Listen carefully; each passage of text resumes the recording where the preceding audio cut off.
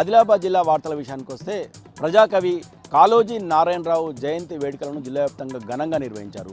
ఆదిలాబాద్ జిల్లా కేంద్రంలోని కలెక్టర్ కార్యాలయం సమావేశ మందిరంలో ఏర్పాటు చేసిన కాళోజీరావు జయంతి వేడుకల సందర్భంగా ఆయన చిత్రపటానికి పూలమాలలు వేసి పలువురు అధికారులు ఘనంగా నివాళులర్పించారు. ఈ కార్యక్రమానికి అదనపు జిల్లా కలెక్టర్ శ్యామలాదేవి, పలు శాఖల అధికారులు పాల్గొన్నారు.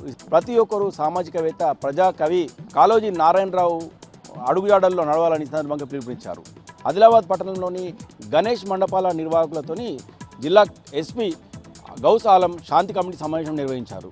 ఈ సందర్భంగా ఆదిలాబాద్ పట్టణంలో గణేష్ మండపాలు ఏర్పాటు చేసిన నిర్వాహకులందరూ కూడా ఈ సమావేశానికి హాజరయ్యారు. ఈ సందర్భంగా జిల్లా ఎస్పీ గౌస్ ఆలం మాట్లాడుతూ ప్రతి ఒక్కరు కూడా ఈ వినాయక నవరాత్రి ఉత్సవాలు ఘనంగా నిర్వహించేందుకు, అలాగే శాంతియుతంగా నిర్వహించేందుకు ప్రజలతో పాటు గణేష్ మండపాల నిర్వాహకులు సహకరించాలని ఈ సందర్భంగా పిలుపునిచ్చారు.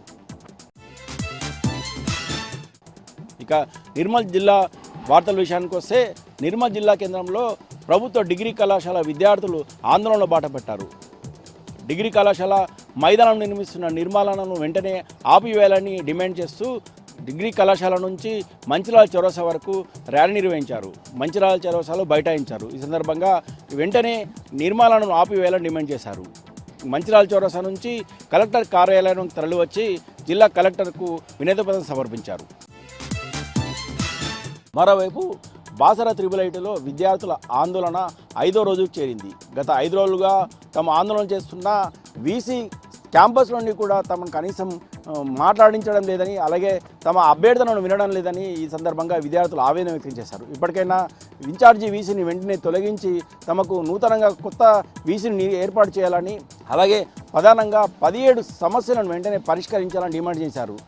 గతంలో తమ ఆందోళన చేసిన సమయంలో పిసిసి అధ్యక్షుని హోదాలో ఉన్న రేవంత్ రెడ్డి త్రిబుల్-ఐటీ గోడ దూకి తమ బాధలను వినడానికి హైదరాబాద్ నుంచి వచ్చారని, ప్రస్తుతము సీఎంగా రేవంత్ రెడ్డి ఉన్నప్పటికీ కూడా తమ సమస్యలను పట్టించుకోవడం లేని ఈ సందర్భంగా విద్యార్థులు ఆవేదన వ్యక్తం చేశారు. ఇప్పటికైనా తమ డిమాండ్లను పరిష్కరించాలని ఈ సందర్భంగా విద్యార్థులు డిమాండ్ చేశారు.